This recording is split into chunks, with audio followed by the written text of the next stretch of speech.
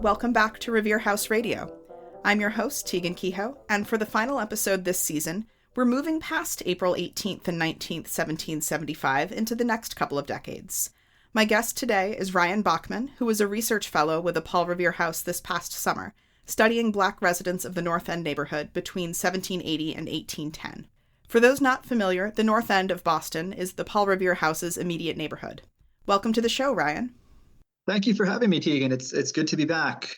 Can you tell the listeners a little bit about yourself and how you came to this research project? Sure. So I'm currently a professor of history at Laurel Ridge Community College in Middletown, Virginia. And about a year and a half ago, I finished my doctorate in history at the University of Delaware, where my work focused on the kind of material culture of the early American Republic, with a special focus on the built environment. And before coming to work for Revere House, I had worked on a pair of mapping projects similar to the one that we're going to be talking about today, plotting out historical Black neighborhoods in Virginia and Delaware. And in the course of my dissertation research, I had found a lot of documents of the sort I had used to create those maps in Boston, but on a whole nother level in terms of detail. And so that left me wanting to do something similar in Boston, because there was this vast amount of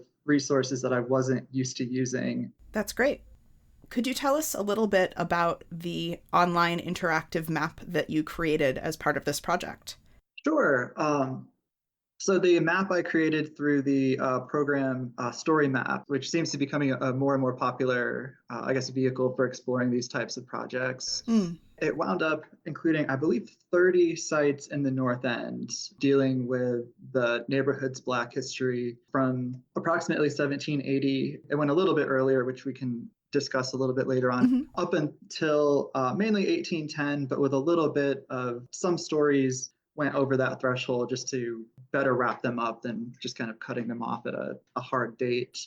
And each site on the map is either a place where a Black North Ender lived or worked during this time period. And from visiting the different icons on the map, they have brief biographical info on these North End residents, and in many cases tying them into larger historical events that are going on either in Boston or on a larger scale in New England or the United States, or even internationally in a few instances. That's great. So let's talk about the use of an interactive map as a tool for sharing this history. In your opinion, what are the advantages of talking about specifically where people lived or worked? So what really drew me to a map, an interactive map as the kind of a means for exploring these stories, is that sometimes these types of histories can seem either distant or abstract, and tying them into places that people already are familiar with. It was my hope that that might make these a bit more immediate and kind of relevant to people in the community, even though, as we'll discuss, a lot of these sites, actually all of these sites on the map, whether they were workplaces or homes, are no longer standing. But it was my hope that grounding these stories in place might make them seem a bit more relevant and approachable for people in the North End.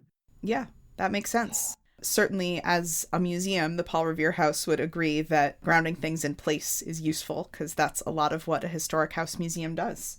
So you mentioned that the various stories in the map connect with local and national and even international events. Can you give us a couple of examples of those stories and how they're connected in various localities? Sure. So one, I guess, thinking about internationally right off the bat, a series of stories that I was surprised to find and then was kind of really got excited going down various rabbit holes.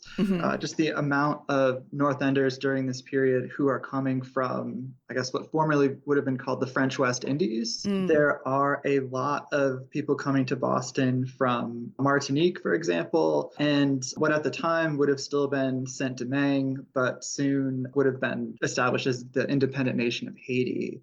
So there is a lot of international movement of people. These tended to be free people of color from Saint-Domingue who were fleeing the Haitian Revolution in the 1790s. And in some cases, they are going to Philadelphia first, which is kind of the major destination for a lot of refugees coming from the French West Indies, and moving to Boston. And then in some cases, it seems as though there are people coming directly from Saint-Domingue, and to a lesser extent, Martinique, which is also experiencing its own kind of revolutionary turmoil at the time. People who are directly coming from those islands right to the North End and building a pretty vibrant community. That's great. And do you have a sense of what brought them to Boston? Were they looking for a place with less active conflict, with less violence? Or were they looking for economic opportunities as well? Or what made Boston appealing? That is a great question. It seems as though there is, and this is an area where I'd be interested in doing even further research to clarify some of these migration patterns that I've found while making the map. But it seems as though once there is a community that is settled in Boston, and as you mentioned, I think a lot of the appeal of coming to Boston is getting away from the conflict in Saint-Domingue, coming to cities like Boston, Philadelphia, where there's not this kind of revolutionary violence going on. And it seems as though once there is this kind of small community that's established in Boston, they may be encouraging other people to move to the North End because there is an influx, especially of tradespeople who are coming in, specifically barbers. And from tracing the tax records, a fair amount of them seem to be doing quite well in the North End after they've settled here. So there may be some aspect of people finding economic opportunity and success and encouraging other people to come to the area. There's also an interesting aspect of Boston's Catholic history that I really wasn't expecting. There's a lot of networking going on with the early Catholic Church in Boston, which is really kind of in its infancy in this, at this point, post-Puritan, but still not really welcoming to Catholics city. The diocese in Boston is helping refugees from Martinique and Saint-Domingue and setting them up with housing.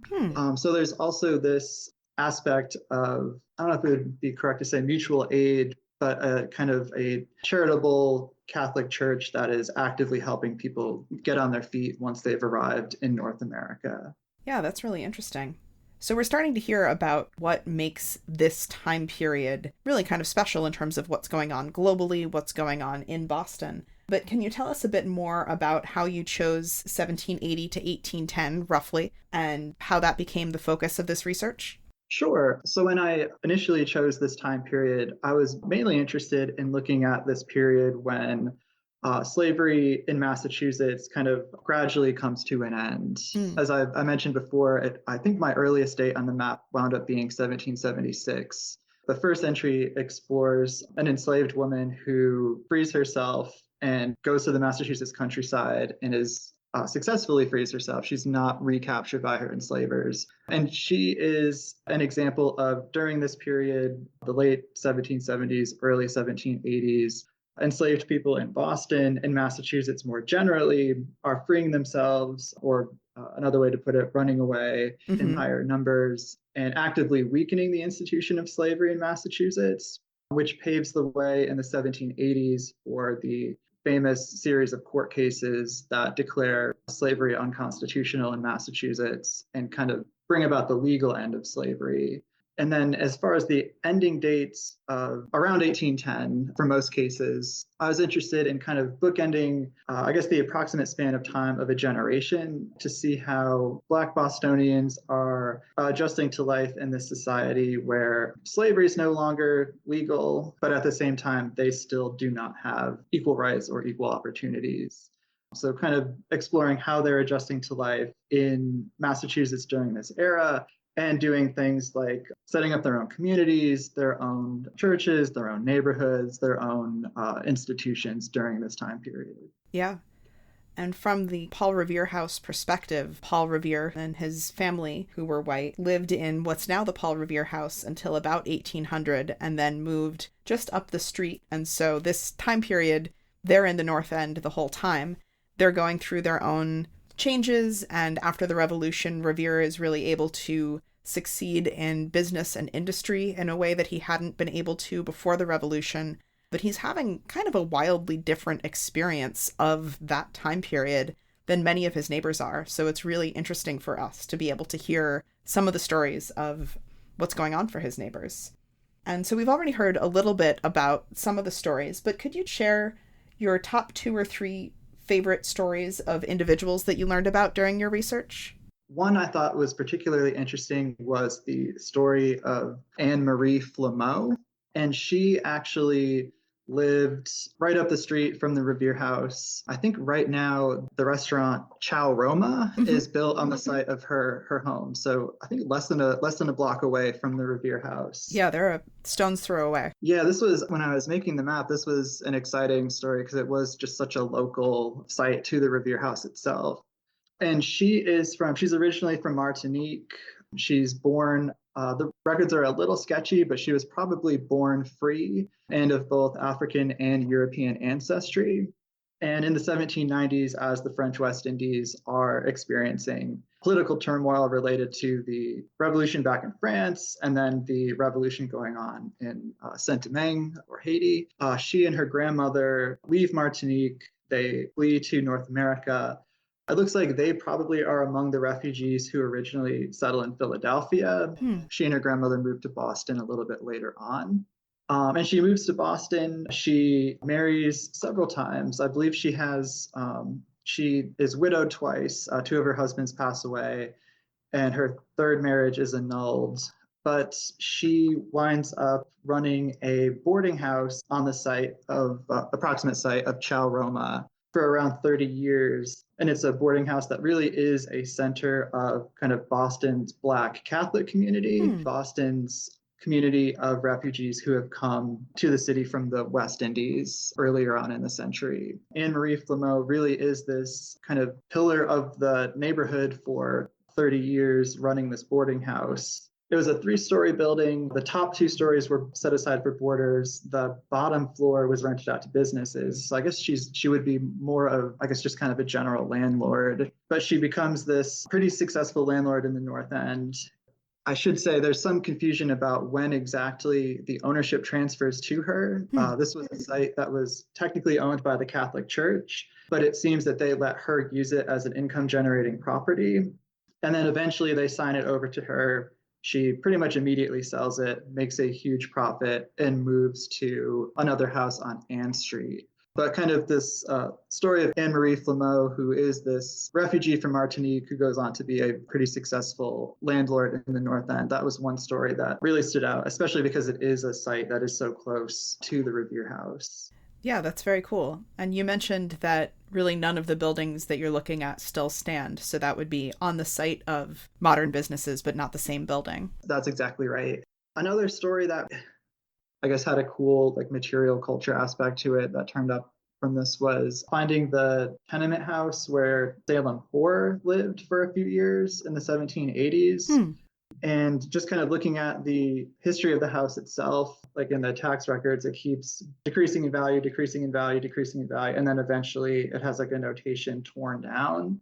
So just him living in this literally deteriorating tenement house, which is kind of across from, I guess, St. Stephen's Church is what it's called now. Okay.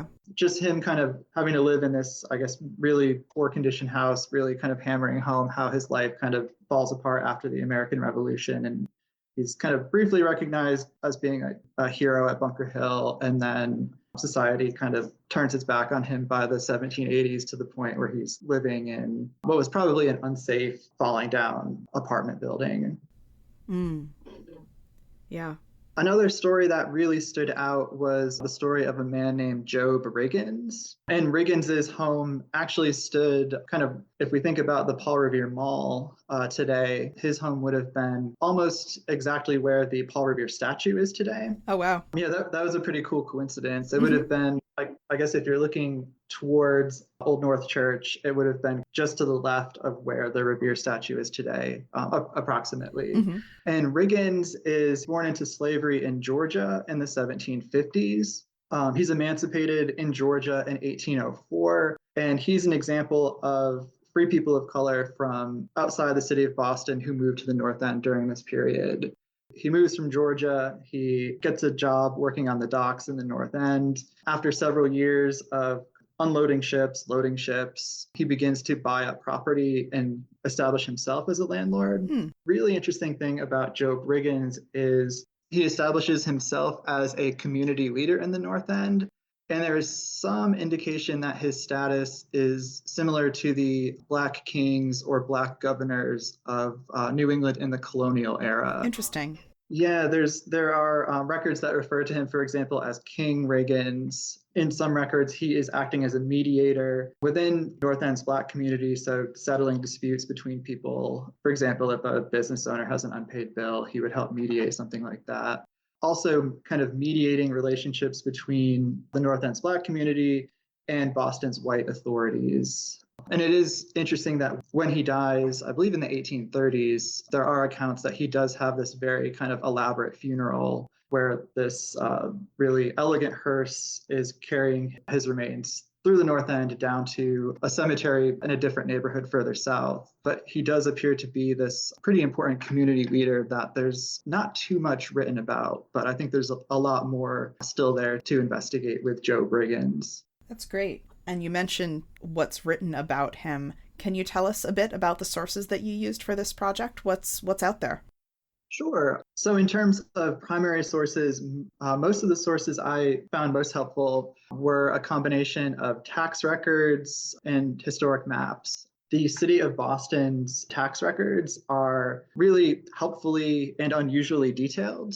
In many cases, you can trace not only where people who are landowners are living, but also people who own enough personal property to pay taxes are living. There's an early federal income tax in 1798, which is pretty detailed as well.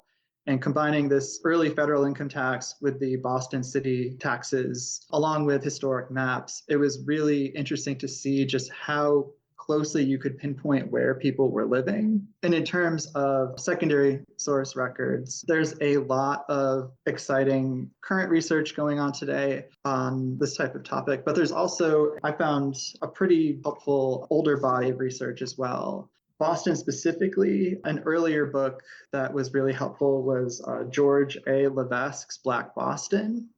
This was a book that had some just general information on the city of Boston's Black history as well as the North End. Along that same kind of vein was James Oliver and Lois E. Horton's Black Bostonians. And some more current research that's going on today. There's a historian and journalist in Boston, Dar Adams, who's done some really interesting historical work on Boston's Black history in general. But he's also written on the North End specifically, looking at the Copp's Hill Burying Ground, and from there expanding outward to investigate a little bit about just how the North End really was the historic center of Boston's Black community during the 18th and early 19th centuries. That's really great. And I'll link to all of these in the show notes. One that really jumps out, and it is still somewhat regionally specific, is Joanne Pope Mellish's Disowning Slavery. And this is a book that specifically looks at the era that I've focused on in this project, expanded upon a bit, but looking more at New England more generally, and looking at how slavery is coming to an end in most of the states in the region during this time period, but also looking at the new discriminatory laws that are being passed, the fact that the end of slavery does not mean the start of racial equality in the region. And the lasting impacts of slavery, not only in Massachusetts, but also the other 5 states as well. That's great. So back to primary sources, or I guess this would be kind of in between primary and secondary. I remember that when you were researching, you told me a strange story you encountered several times in later 19th century sources about a whole street in the neighborhood burning down. Can you tell us about that story? Yeah, this was, like you mentioned, this was one of the weirder discoveries in this project because it is something that was repeated so often. Going back, I was able to find the origin of when this story first appeared. It first appeared in a local history published in 1887 by a kind of local minister and antiquarian. And according to their history of the North End, the current site of the Paul Revere Mall, which at the time was known as Robinson's Alley, or sometimes referred to as Robertson's Alley, in the late 1700s, early 1800s, this was, I think his book actually referred to it as the quote unquote headquarters of Boston's Black community at the time. This is where, in the kind of early 1800s, not only kind of the center of the North End's Black community, but also Boston's Black community tended to live kind of along the current site of the Paul Revere Mall.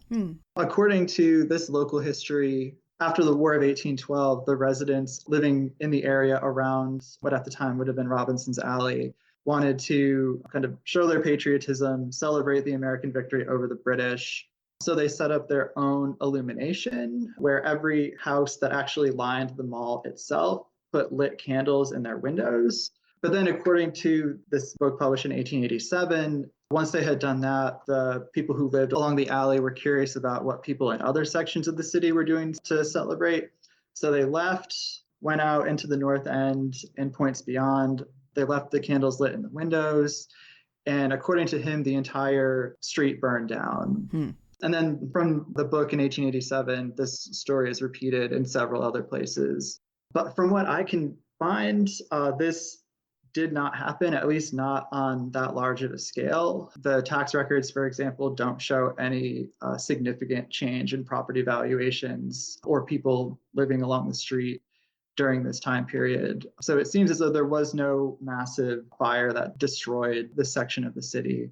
There's also no contemporary newspaper accounts about all of these houses burning down. So it really is, it's a strange mystery about why in 1887 this historian is telling this story. Yeah. Who invented this fire and when, and how did this guy... It's very strange. Yeah. I wasn't able to find, just from a little bit of digging, anything similar that happened in other areas of the city, but the houses along Robinson's Alley definitely did not all burn to the ground one night in 1815. That's a strange kind of myth that must have grown up by the 1880s. Yeah.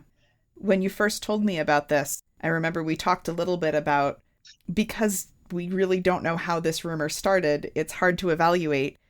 Was racism at play? The story sounds like the people who burned the alley down were being incredibly foolish, but we don't know anything about how this story started other than it seems to have been a not true story. Right. Yeah, I was hoping when kind of looking into it, if I had been able to find more on who started the rumor, if there would have been a kernel of this being just kind of a almost racist folktale about something that happened, because to believe the story, every single person living along the alley, which would have been dozens of people at this point, all decided to leave their candles lit in their window and all left the alley at the same time to go look at other people's celebrations. The historian, I've got his name written here, who first kind of writes about this was a man named Edward G. Porter. And it's unclear where Porter, if he's the guy who's making up this story or if he's heard it from some other resident of Boston at the time. Yeah. So I know that the Paul Revere Mall as a city-run public plaza dates from the early 20th century.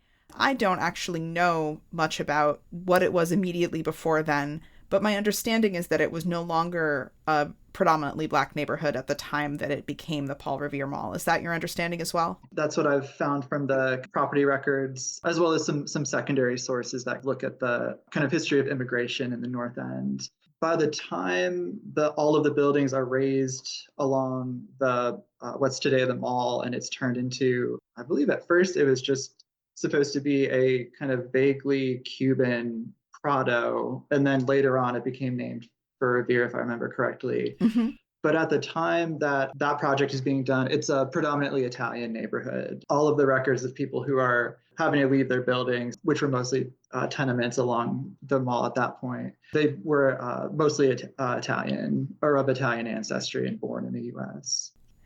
You mentioned that it was originally kind of conceived of as a Cuban Prado, which is a public square. And that is the name that many people in the North End call the Paul Revere Mall today, is the Prado. Oh, interesting.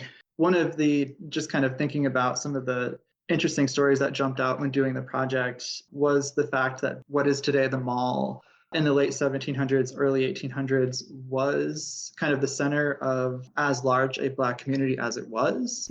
There is historical research out there, including at the Revere House, on the fact that what at the time would have been, again, Robinson's or Robertson's Alley kind of turns into this pretty important, influential Black neighborhood by the early 1800s. It's interesting to see that trace the development of that neighborhood over time from the 1780s, when the first Black residents are buying property along what at the time only had one other house standing in the area.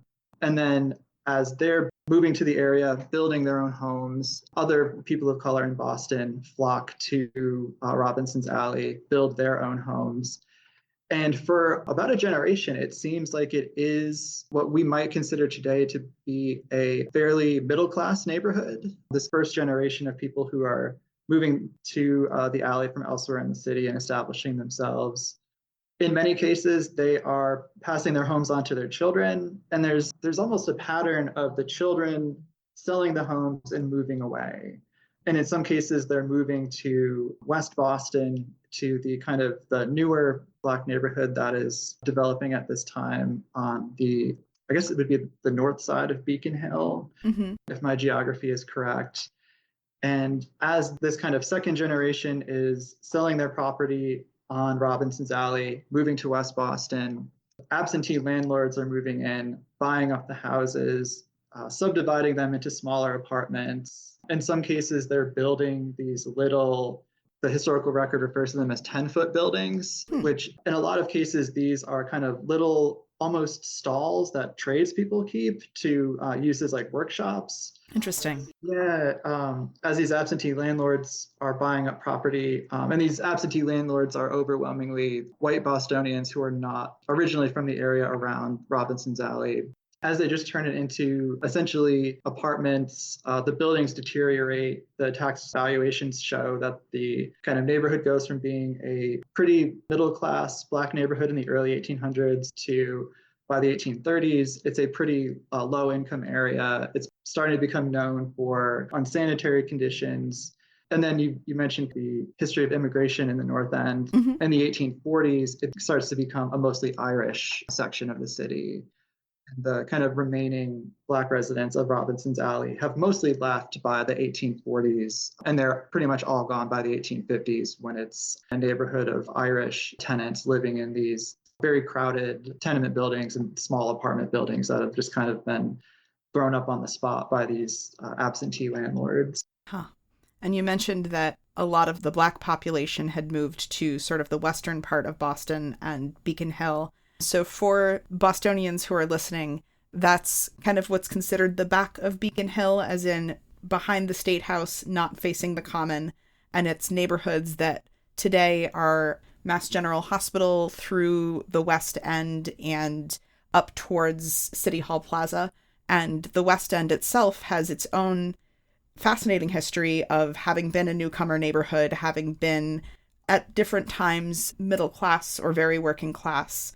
Worth a podcast or 5 of its own, but that's just a little context, because none of our geographical designations mean anything in Boston because they're all topsy-turvy. Wanted to provide that context. Oh, that's good for me to know as well. Yeah.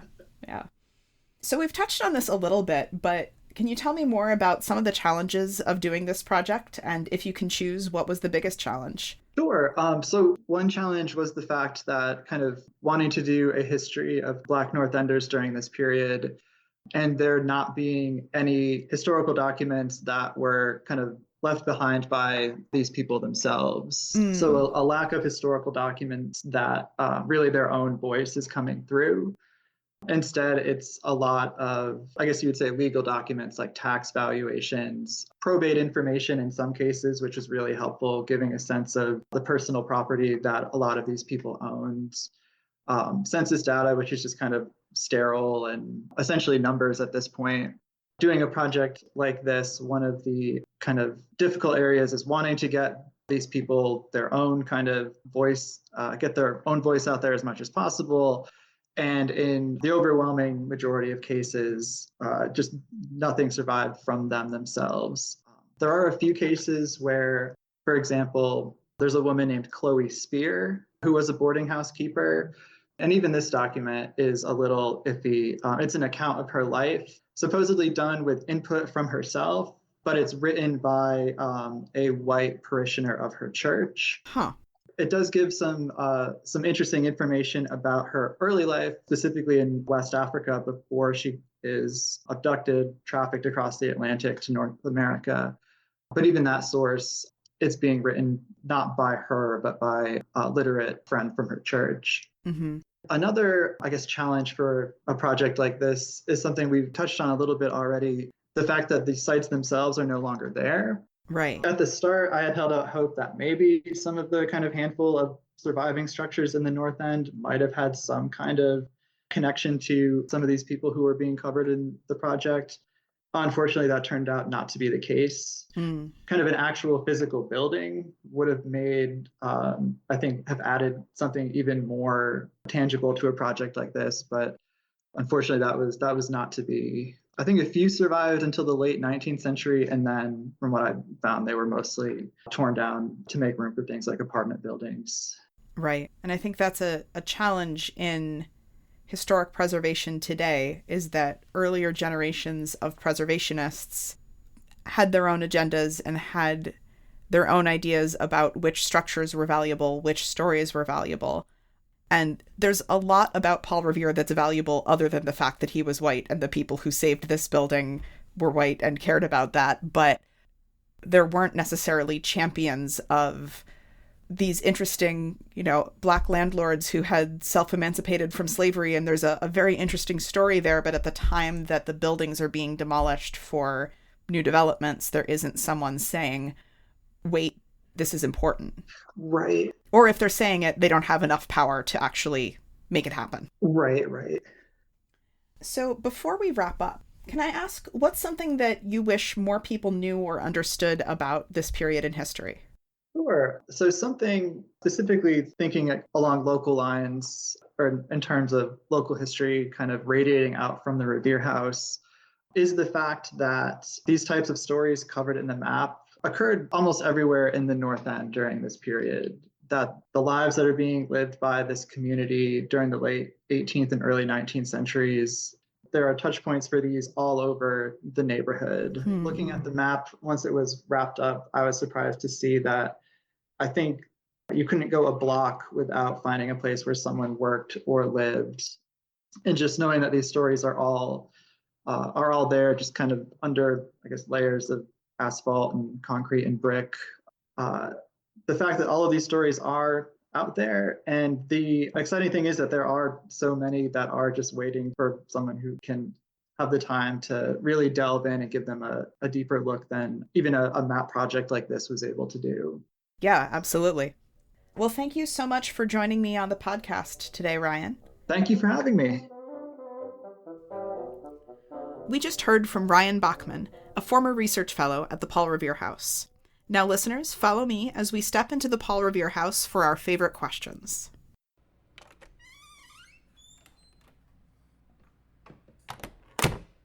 So welcome, everybody. Welcome back to our favorite questions segment. Today, I am here with Colton. So tell me a little bit about yourself. How long have you been here? So I've been here since the fall. I'm doing this kind of in conjunction with also being a teaching artist at other places. Ooh, so cool. Being a theatrical presentative person is what I love to do. I love doing it here. I mean, yeah, I was going to say that's very in line with what we do here. I mean, we're in front of a crowd talking to them about history and Paul Revere. Absolutely. And so to start off our segment, what is your favorite question that people ask you pretty regularly here? It's funny that I get this regularly because you'd think something so easy would only ever come once in a blue moon. But I've been asked like 4 times in the past month, what's your favorite question that people ask you? That's kind of funny. And my favorite answer to give them, of course, is always, my favorite detail of whatever room I'm in. Oh, yeah. And that way I can open the conversation up to talking more about the period and about Paul. People always say, oh, what's your favorite thing to talk about? And I always point them at an object or a part of the house. Right. When I'm upstairs, I always point them at the nogging in the wall, the little open slat that we have. And that's something that people tend to not ever really look at longer it's than a few seconds. Corner. Yeah. Anything that's about like the physical structure, I always feel is really fun to talk about because it's some of the coolest aspects of the house that I think are the most important to make sure that people walk away from because they really know how old the house really is. Yeah, and the exhibits that we have little slats that talk about the history of some particular objects that are in the room. But most of them talk about the objects in the house, but not actually the physical house itself. Right, yeah. Like the beams or the insulation in the wall. Yeah, just how old it is. Yeah. Okay, so what are some questions that you wish people would ask you more regularly? And say, I think, honestly, just more about the house itself. Every single time someone asks me about the fireplace or how much of the house is real from the original house, that it always makes it so much more easy to talk about any aspect of the house, to hear about it physically. I do also like talking about the objects. Over the winter season, talking about the holiday objects that we put out was also really great. But it's always when someone asks about kind of like the nature of the house. Who lived in here at this time? What might they have done in this room? That are always the more fun questions. Yeah, I mean, it gives us a chance to interpret, like fill in the gaps for them and make them sort of feel like exactly. And why I love talking about the insulation in the wall upstairs is that that's objectively something that I feel sounds like a boring thing to most people, wall insulation. Right. But then you link it to the fact that Back Bay is mostly filled in. You dig down 200 feet, you'll find the same stuff in the walls. Yeah. And then everyone in the room goes, ooh, right. Yeah, I think it's also it's kind of fun to get that reaction from people because, you can kind of get into the emotions of just sort of saying the same facts over and over again, of just saying who the, his wives were, what all the stuff that he owned was, but like being able to kind of get into it with people and get them to actually be like, whoa, that's really interesting and cool. Something I never would have thought of. People love hearing about Paul Revere and his wife and his family, but people are always more interested in imagining themselves in his shoes. Absolutely. But like just today, I was talking to people and I said, so this is where his wife would have been waiting when he was on his midnight ride. Yeah. And both of them just kind of went, oh, we hadn't thought of that. Yeah. And then that's such a specific moment that they get to sit in for just a moment, and they realize that it's a lot more human, a lot more lived in than people feel walking through museums normally. Absolutely, and I feel like them having an understanding of truly how old the structure is and how long some of these pieces of wood have just been in that space, and how many people have now come through the house, have lived in the house, it really puts everything into perspective of if the walls could talk, they would tell us a whole lot about a whole lot of people. Absolutely. And another thing I love pointing out, the knots in the beams in the floor upstairs that show how many pairs of feet over the past few hundred years have worn away the bits in between the hardwood. Evidence of hundreds of people being through there. And people don't think about all that life coming through it. They just like to think about one historical figure, one event. And I think it's our job to open it up. I think that's what's really fun about the house is it's just it's a pathway to think about so many other historical things or just life in general. And then to close out, what is your favorite question or one of your favorites that has ever been asked to you here at the museum? I think my very favorite question tends to be asked by a small child. It's always, what's that on the table? Whenever they're pointing at a particular object. The big ones are the fruitcake in the first floor. Always the food. Or the big thick book on the table. Right. What is that? Yeah. Is always the most fun question to answer coming from particularly a child. But it allows for... It's just like raw curiosity. It is. What is that? Yeah, what is that? And coming from an adult is great too. It is something I wish I heard more. Just, what's this? What's that? People are afraid to ask questions sometimes. And it's so easy to when you just ask, what's that? Yeah, and then we get to talk to you about it. And that always tends to be the question that when someone reveals that they're a teacher or a parent, it always tends to be something that they're indicating to someone else to look like a friend or a child. Yeah, absolutely. I think my favorite question that kids ask, a lot of people say that their favorite question comes from a kid, is just like, is the food real? I always love that because it's just so genuine. Like they just want it to be real. It looks nasty and old. It does look nasty and old, but they want it to be real. Yeah, of course they do. It's more fun if it's real. Right. Yeah, which is really the most fun thing about the whole house is that it is real. It's the house you really lived in. Yeah. It's not a museum of it. It's the house. Right. Exactly. Yeah. Well, thank you for talking with me, Colton. Thanks everybody for listening. We will see you guys next time. Adios. And that's going to do it for us for Season 4 of Revere House Radio. I'm your host, Tegan Kehoe, and I am the Research and Adult Program Director here at the Paul Revere House. Our production team for this season includes Derek Hunter, Mehitabel Glenhaber, Katie Stefani, and Adrienne Turnbull-Riley. If you're listening online, we encourage you to subscribe in your favorite podcast app so you never miss an episode. Revere House Radio is a production of the Paul Revere Memorial Association, the nonprofit which operates the Paul Revere House Museum. You can find more information, subscribe to our mailing list or social media, or become a member on our website at www.paulreverehouse.org, or come visit us in Boston.